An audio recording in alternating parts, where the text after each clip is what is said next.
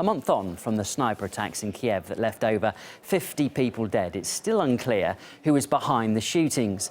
Ukraine's ousted president says it was nothing to do with his government and the shots were fired from opposition-controlled buildings. Well, the first results of the investigation into the killings will be announced later today. RT's Aleksey, who was caught in the middle of those events in Kiev, looks at the theories circulating in the media. This dailybeast.com article boasts of exclusive footage, it says, reveals exactly who is behind the shooting in Kiev on February 20th. The writer claims to have sifted through 90 gigabytes of photo and video material to establish the identity of the killers. It's a tempting headline and a tale, no doubt, but looking at the 4 pictures provided, the only thing they show is people with guns. Hardly a surprise on that day. It's also claimed the troops in the photos are from the Alpha counter-terrorism regiment, a unit only authorized to shoot at people holding hostages or threatening the lives of VIPs. Nothing of what they did was on their own initiative. It was all perfectly legal. None of the security forces units shot at people. There was a point when they opened fire, but they aimed low so their bullets hit the ground in front of people, 3 meters away from them. This was done in order to stop people, to keep them from advancing further. But the article has hit home. One of Alpha's heads is now branded a murderer simply for being spotted at the scene.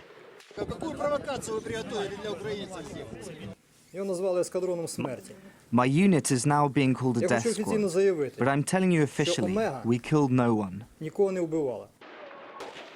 All special units have strongly denied that counter-terrorism fighters were involved in any killing. We had information that snipers were shooting at police from the Hotel Ukraina.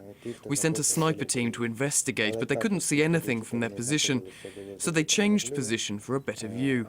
But by then, they weren't armed. Did you use firearms against the people? No, we were only on an observing mission. We communicated with the troops on the ground and guided them to keep them safe. Are you ready to hand over your guns to experts?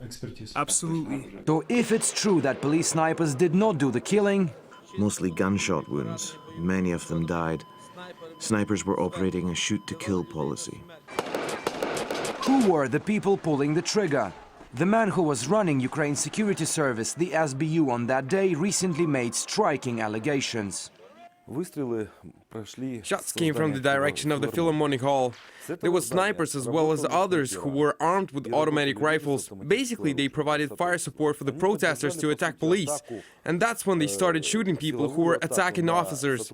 Once this first wave of killings was over, many people saw about 20 men leaving this building. They were well equipped. They had special uniforms. They had special cases and bags for their weapons, including sniper rifles. There were some reports suggesting that they were from former Yugoslavia. We were asked to look into that. And there were also reports suggesting that they were actually mercenaries from other countries.